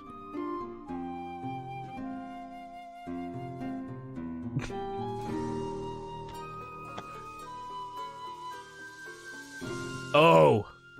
You just don't have them there. Oh, god damn it. Well, that'll make things a bit tricky. Well, stay safe out there. Thankfully, you're not out there right now, right? Are you home? I assume you're home, hopefully. Home safe, not on the road. But be careful out there. So. Since the concern was brought up about the direction of the party around the Vale and how they might miss one of the towns. Let's move Stone Toss down here since it'll probably be closer to this area later on. Just to kind of space it out a bit more. Check this shit out. All right. Hold on, I'm gonna make a new layer here. So let's say the town goes... hold on, what's a good color? This violet, that stands out. Let's say the party goes this way. Well, they go to Stone Toss, right? They keep going this way. And what's this way? Well, first of all, they might find Blue Falls Village. But uh-oh, Thornville's this way. And they're not gonna be able to get through that. Not yet. That's a fairly late game little mini adventure. So, if they go this way, they will probably want to go to Stone... What will most likely happen is if they go to Stone Toss first, which they probably will since we're fishing them in that direction with the message, they'll probably go to Stone Toss first and then go back this way all the way to Veilstone. And then maybe the Forest Settlement, and then maybe Thornville later on in the game, then here... back to Hogwarts, you know, see, we're having a nice little circle situation going on here, which is by design. That's why I did a big circle, is so that they can just go around the Vale, tackling these areas. So if they go to Stone Toss first and they decide they want to keep going this way, well, we're going to stop them and say, that's the evil hell village that you're not going to fucking make through. So they're going to have to turn around and go back, which is not a big deal. Just more travel time, whatever. There's not a explicit time crunch that they have to worry about. It's just going to be the, like, pressure of, Daz is doing stuff, you should probably not take too long. If they go to Barleywell first, How do we get them back to Stone Toss? I don't know. But whatever happens there, it'll either pull them back this way, or they're going to go back to Stone Toss, and then they're going to go back this way. We'll figure it out later. But most likely, they're going to want to go to Stone Toss first, because we're going to make it juicy for them, you know? Do you want them to actually encounter the evil village and get that feeling of dread? Maybe. I don't know if we should lead them that way or not, or just let them say, hey, let's go that way. If we give them a map that has all the villages and they say to themselves, like, let's go to Stone Toss first, and then go this way to Thornville, which they don't hear anything about, and then continue to Veilstone. That sounds like a good plan, guys. Then, that might happen. I don't know that I necessarily want them to explicitly, but it's something that could happen. I think my desired direction would probably be Stone Toss, then Barleywell, then Veilstone, then the Forest, then Veilstone Castle, big dungeon, then Thornville, throw Blue Falls Village in there at some point, and once they've hit all the towns and done all the quests, big battle. Oh, and whatever this might be, who knows what that is. I think that's going to be the sort of projected direction for this whole thing.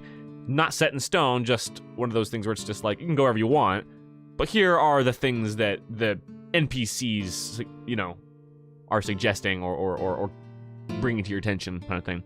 Most are just asking if you would stop them from doing that. I think it would be great showing them what they have to contend with. Yeah, no. If like I said, if they go this way, I'm not going to stop them. If they want to go from Stone Toss through Thornville to Veilstone, I will sort of say, like, something's not right about that town, and like they'll very quickly realize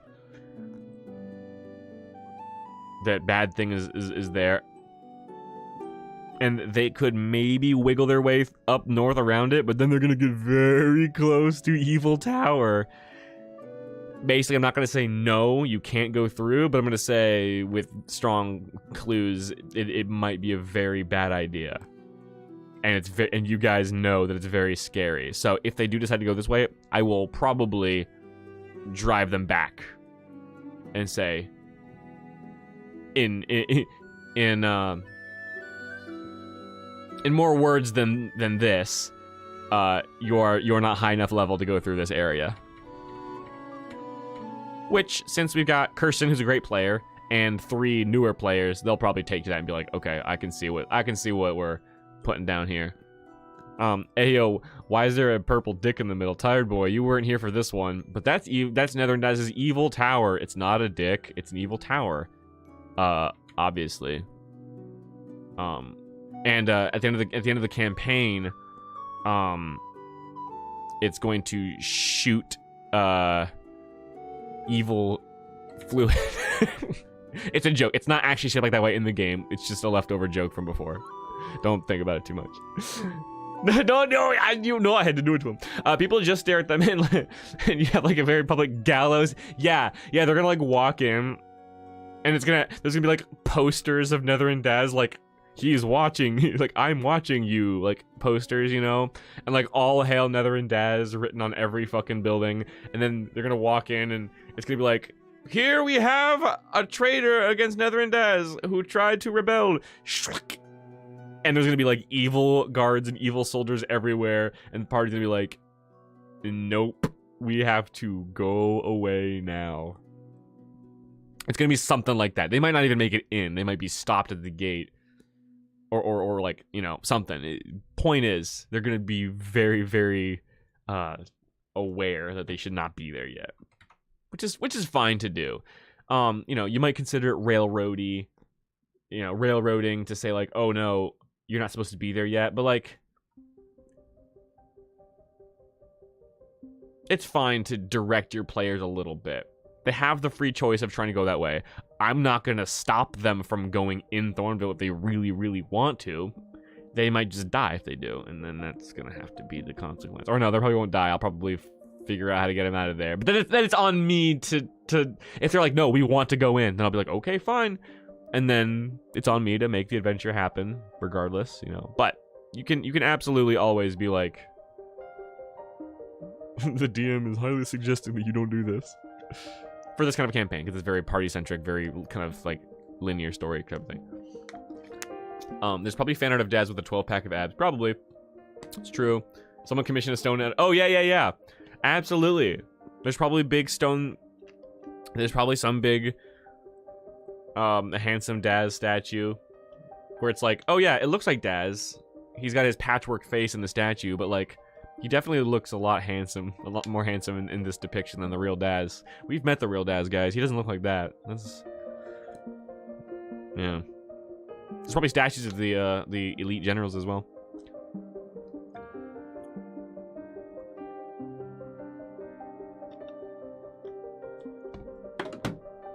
I need to use the restroom real quick, guys. I'm gonna put up that BRB and be right back. Before I do, let me just make sure I'm at a good point here. So glyphs. All right, guys, you should do that. Cecil will probably say to the party, like, also, you guys should go around and look for people to support your battle against Daz. What we need is numbers. You know, Cecil will probably be like, listen, you guys' primary sort of motivation is to find people and find items and grow stronger. Go around, help other towns like you helped us, convince them that you're on the side of the people, gain followers. That's going to be like the number one sort of objective. NPC's gonna arrive and give them the letter, maybe. And they're also gonna hear about Veilstone. That seems like a pretty good starting point. When I get back, we're gonna settle on a few more things. There's not a whole lot more to talk about, but we might want to flesh out what might happen a little bit once I get to Stone Toss, and also maybe flesh out the Resistance Force faction a little bit. So I'll be right back, guys. Don't go nowhere.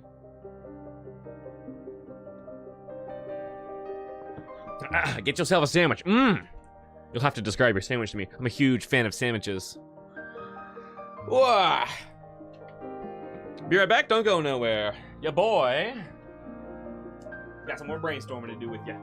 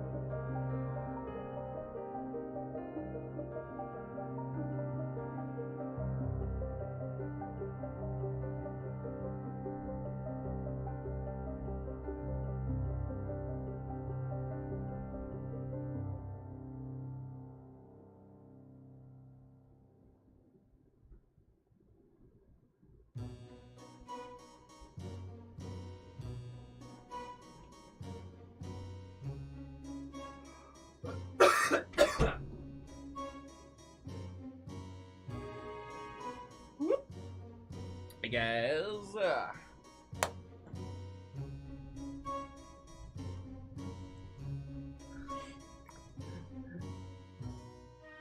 Tired boy, how can this barely a sentient kitten with barely any time on this planet appreciate my companionship this much? Because well, first of all, because cats are great.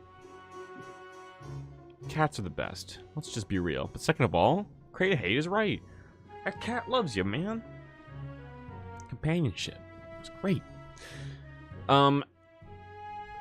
So, Cecil's going to ask the party about the glyphs, say you should go destroy more of those things at every settlement, get, hold on, he also urges them to find allies, which will involve helping settlements, gain power and items, and learn the secrets of the Vale. That's a big one. The Elder Vale is a land of mystery, a land of secrets that are tucked away. We've discussed some of these secrets tucked away in the Elder Vale, including like its origin, where the Vale sort of like how it existed before. And there are lots of there's lots of items, powerful items and artifacts buried away that they need to find, you know. So Cecil's gonna allude to that, being like, this is a mysterious land. There's lots of things tucked away. You should definitely inquire about that. And we'll naturally deliver those hints to the players as they go. There'll be NPCs who are like, oh, I've heard of a dungeon that holds a powerful sword or whatever, you know. We're gonna get to that later, but by the end of the campaign, I want them all to have like +2 weapons with special effects and stuff. So,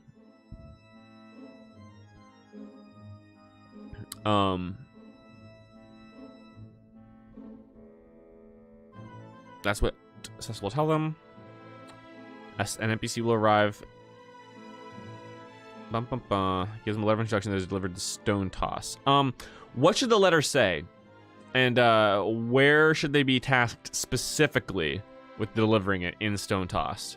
Like, go to the tavern and present it to the barkeep at the tavern?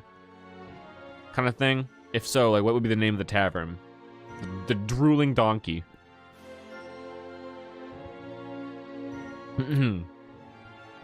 Cats like stoner roommates. They come out when they need to eat, drink, or piss, but as soon as they're done, they'll just go away again. True. Shh.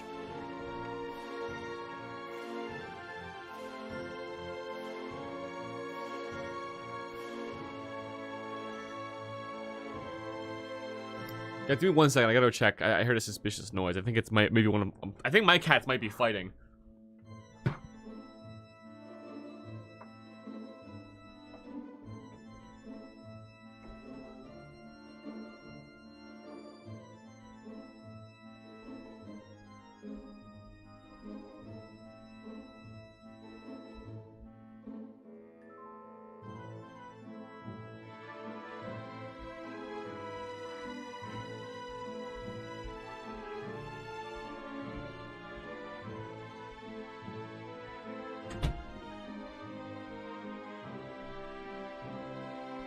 Either some cats got into an argument outside my office, out in my yard, or my ears are playing tricks on me. It's probably the latter. Also, it's coming down real hard, and as I walked through my house, the lights were flickering a little bit. It's quite likely that the stream will die if my power goes out. So just, you know, if that's what happens, then you know what happened. Yeah, so the drowning fish.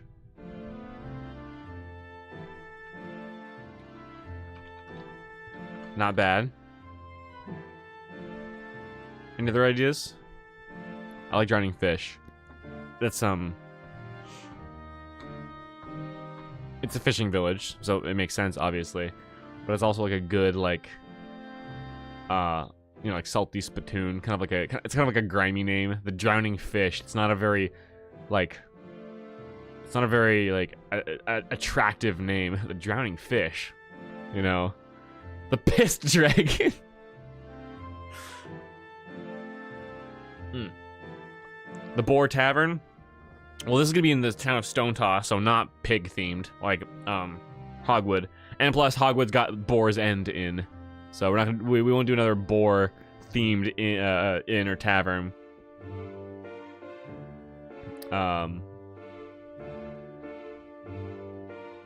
Also, during a session, I accidentally called Boar's End the Boar's Head, which is silly. The Oily Koi. I like that.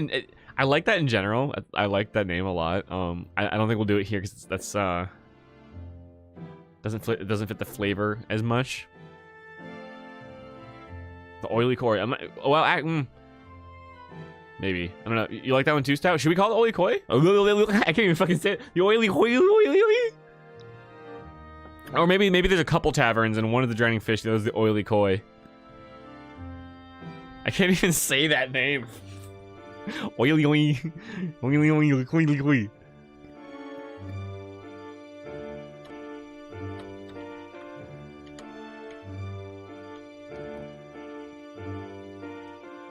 And I was about to say that it might not make a lot of sense because they might not know what a fucking koi is. Because that might not be like native, but maybe that's the point. Maybe it's like, what is a koi? Well, it's named after a fish of legend. It's not from here, you know. The Oily Koi. Kirsten's gonna trip over that one. All right, well, we'll do maybe on that one, most likely.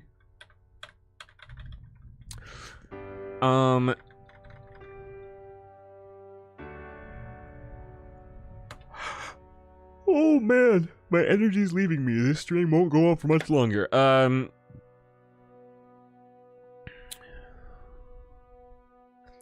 How will they hear about Veilstone being the place that is resisting Daz? You know, maybe they won't hear that here.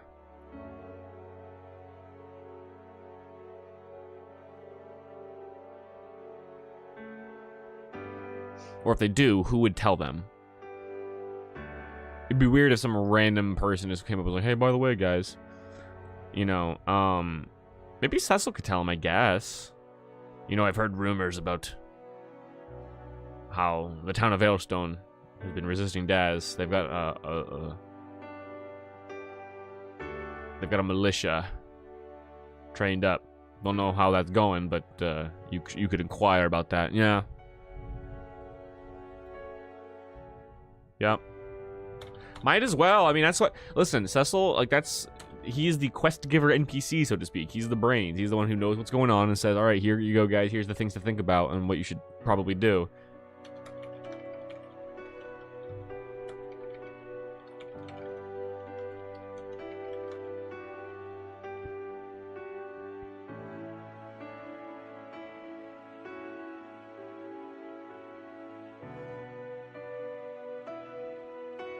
I think they should hear about it before they do their mission. Yeah, well, yeah, what would be the best order to deliver these notes of information? I'll come up with that later on my own time. I'm not gonna bore you with trying to like order out the entire scene. But yeah, I'll try to think of the best timing and order on how to present these pieces of information. But he's gonna tell them, yeah, destroy the glyphs, gather reinforcements, find shit, go to Veilstone eventually, probably, maybe. Could be rumors talked about between the townspeople. That's also a good call. It could be a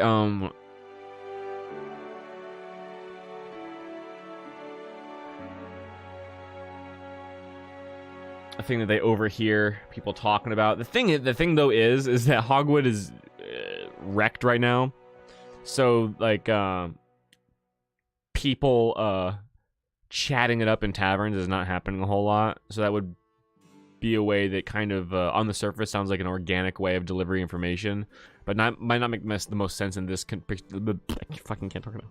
Might not make the most sense in the context of what's happening right now.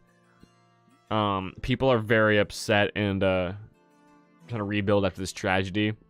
Although that could be a good opportunity for someone who's, you know, rebuilding places being like, oh man, might be time to move to Veilstone. I've heard that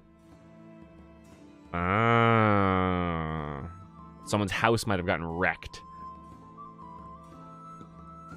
And the party overhears them saying better move to Veilstone. But that's all they hear. And then maybe Cecil brings it up later and explains, oh yeah, that place. Right. Here's what I heard about that place. It's a place that resists Nether and Daz. So, we'll use your idea, Create a Hate. Rumors, discussions. But it'll be explained more fully by Cecil. And hello, Misery. What up? You are a bit late. No worries. We're still discussing stuff. I probably won't be streaming for a whole lot longer because your boy's getting tired. We've been going for a couple hours now. But you can go back and watch if you want.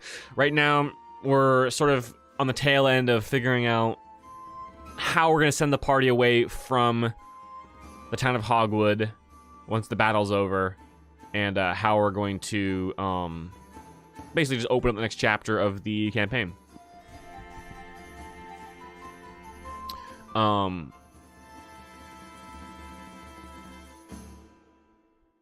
Yeah, so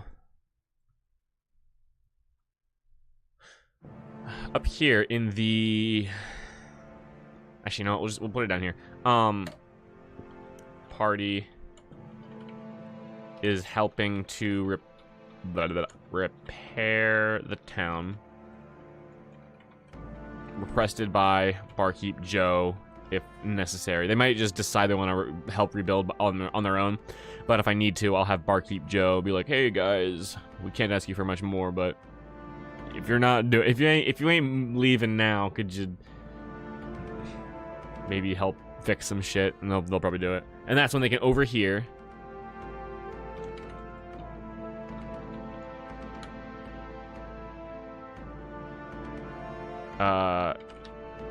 Townspeople discussing moving to another town, preferably Veilstone, which has it together.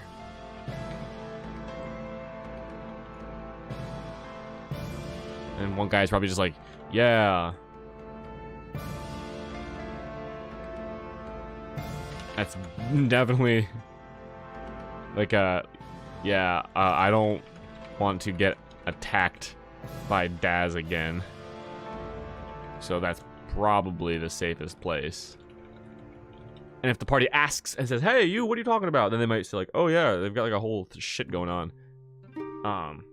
Then there you go. Boom, bam, pow. Gunshop, yeah, Gunshop Joe, Shopkeep Joe. When will the next Hans and Sword stream be? Probably next week, because I need to get the characters into the game and stuff. Which I mean I already did. Just it's time to do it. Probably next week. So that'll probably be it. They overhear, oh, distant town. Hans and Sword. Mountain Blade. Mount and Blade. It's actually Hans. As in horse. As in a misspelling of horse, you know.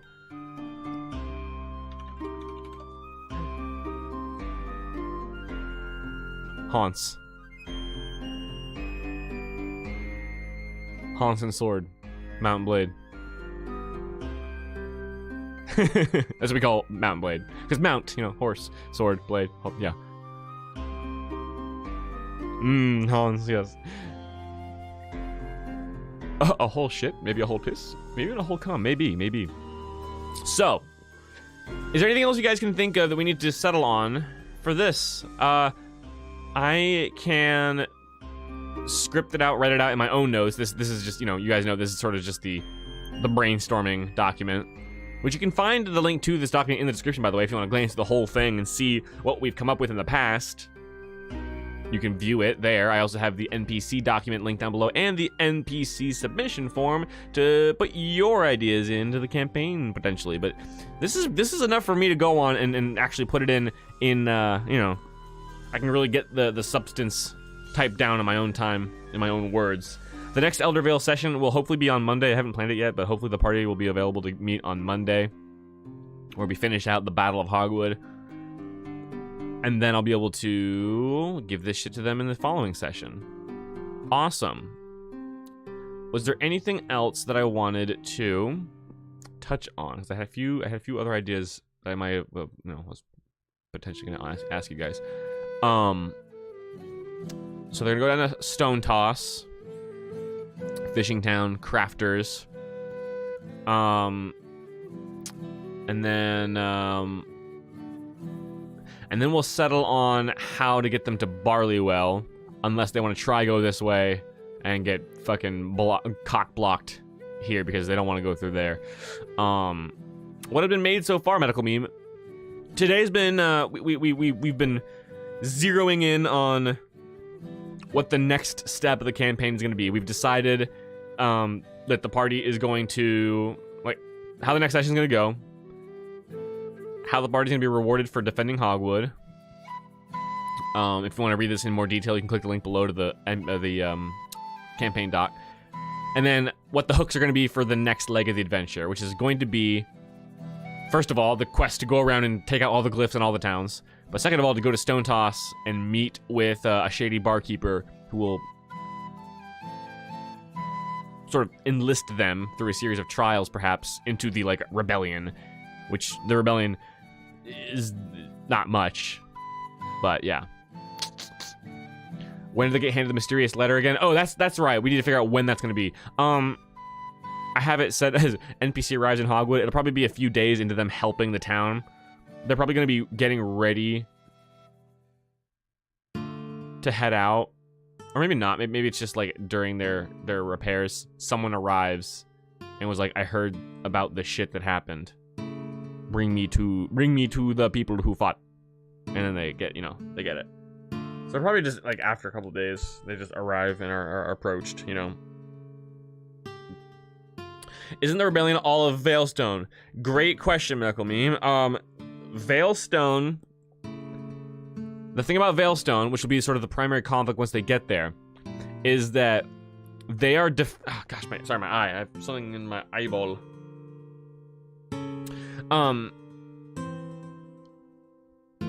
Veilstone Castle, it contains something that Netherindaz really wants to get into, and the captain of the Black Iron Guard, which is the military force stationed in Veilstone, is committed to defending that castle and making sure Netherindaz does not get in and get whatever it is he's trying to get to. But the captain is very stubborn and is like, we are not taking the fight back to Daz because that's suicide. If we do that, we lose our military force, we lose our men, then he's going to get in the castle and he's going to win. So we're going to stay right here and we're going to root down. We're defending Veilstone and the castle. That's our thing. So they're less of a rebellion, more of a stationary resistance. They are going to hear about Veilstone in the hook here. Their friend Cecil is going to mention it, and some other townspeople might mention it. And so the party will learn that Veilstone is a place to go. But once they get there, they're going to encounter that problem. So the underground rebellion fighting force that's like, we got to take the fight to Daz. They're on the opposite end of the spectrum. They really want to take the fight to Daz, but they've got like no operatives. They've got nothing of any real like value in terms of powerful fighters. They've pulled off a few little hit and run tactics on some of Daz's forces. They've infiltrated Thornville maybe a little bit, but they need the party's help badly. They probably lost a lot of their people because were too zealous to fight Daz. An NPC would be perfect for the rebel squad. Nice. Yeah, we need to start thinking about them or whatever. And we need a name for this rebel force, but we can settle that later. On the party's way from Hogwood to Stone Toss, should there be an encounter with anyone? Bandits on the road or anything like that? Shoot me some ideas. I'll look through our ideas log to come up with any like quick little thing. It could be bandit encounter, sorry. Or just like some weirdo on the road, traveling merchant, something like that. I'm gonna go now, Crit. Hey, see you later, my friend. I'm glad you were here. Thanks for helping out with the brainstorming. Yeah, the Emerald Mace, Jerry the Emerald Mace, might be a thing who's like rooted in these woods over here. And then part of the Stone Toss quest line might be to go take care of the bandit problem as part of their like prove yourselves to the town so that the town joins your cause kind of situation. There's also the merchant girl, the medical meme made, which I love. I love that girl. So they might run into her as well. Maybe it'll be tied. Maybe it'll be her on the road and she got mugged by the bandits, you know?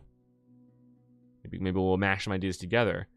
And I think I gotta confirm with Heavenly Buddha about Jerry the Emerald Mace idea, because it sounds like he's a bandit, but he's not like entirely evil. So it might be like a bandit rival faction type of situation where there are some bad bandits and then there's sort of neutral bandits who are like, oh, we didn't mug that poor merchant girl, we kind of just are set up over here, we'll help you take care of those other evil bad bandits, you know. We might have some cool interesting thing here. I don't know, we'll figure it out.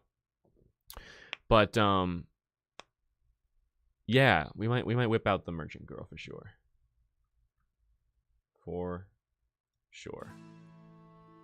All right, I'm a little bit tapped out on creativity, so I think we're gonna wind down here. Being called to water the plants. See you later. See you later, Misery. Take care, my friend. You water those plants. My plants are well watered over here because it's been storming. Same with Tasheko. Lots of storms going on today. Have a great day, my friend. Yeah, we're gonna wind down here. I think we've gotten ourselves taken care of a little bit in terms of the next little phase of the adventure. Party's gonna go from Hogwood down to Stone Toss, do some shit there. Maybe we'll have a bandit encounter. We'll have some trials. That can be one of the tests, actually. Maybe when they encounter the merchant girl who is mugged by bandits, they help her back to Stone Toss, they give her a ride or whatever, and then one of the trials given by the rebel recruitment guy is like, oh, one of your tests to ensure that you are strong and good-willed enough to truly fight the forces of Northern Dad is to take care of this little bandit problem of ours. Might be what we do.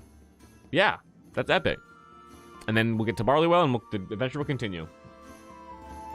Cool. I think we are pretty much good to wrap it up for today. We got done what we needed to get done.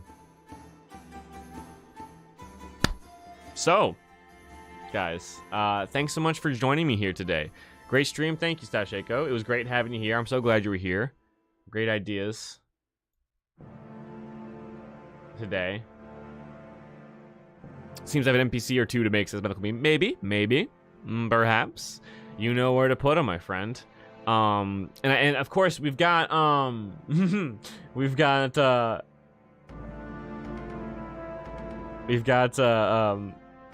fuck, the name escapes me. The fucking meme name that you gave the gnome in Stone Toss. Quandelius, right? He's there too, I think. So he might involve him in terms of finding the glyphs. He might know where the glyphs are, or knows where at least one of them are. So one of the tests might be, or part of the process of getting rid of the glyphs might be finding that guy and being like, hey, tell me what you know. Kringleton, yes. Yeah, I like Kringleton. There's a couple of matters to discuss on him. Namely, if he knows so much about the Vale or has recorded so much history in his books about the Vale.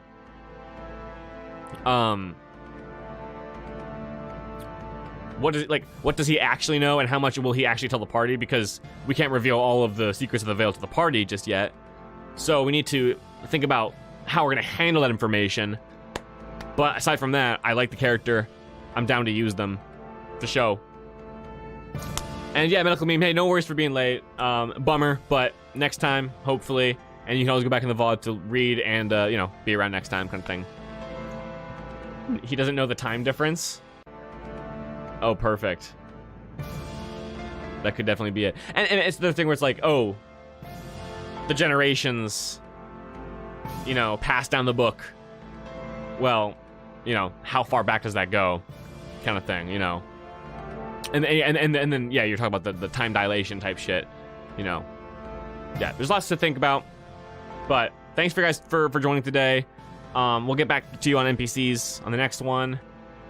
But have a great day, everyone. Thanks so much. Love you.